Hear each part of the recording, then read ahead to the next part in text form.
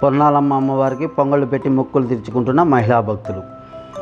శ్రీకాళహస్తిలోని AM Puttur నందు బుధవారం అత్యంత వైభవంగా నిర్వహించే గంగమ్మ జాతరను పురస్కరించుకొని నేడు శ్రీకాళహస్తి పట్టణం పానగల్లోని పొన్నాలమ్మ ఆలయం నందు అమ్మవారికి పొంగళ్ళు పెట్టి మొక్కులు తీర్చుకున్నారు.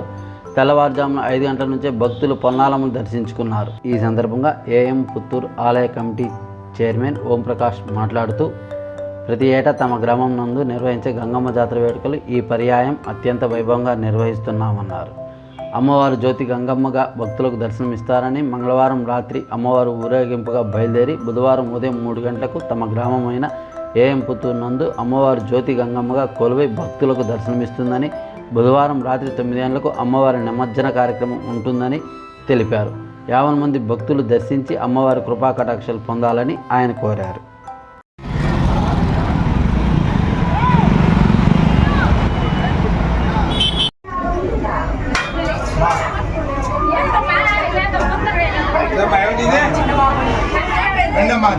జరగండి పసుపు తెచ్చుకోండి.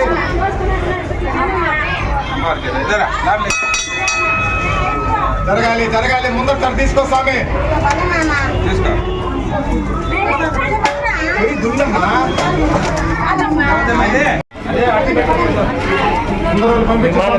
పంపించు అమ్మవారికి రండమ్మా రండి.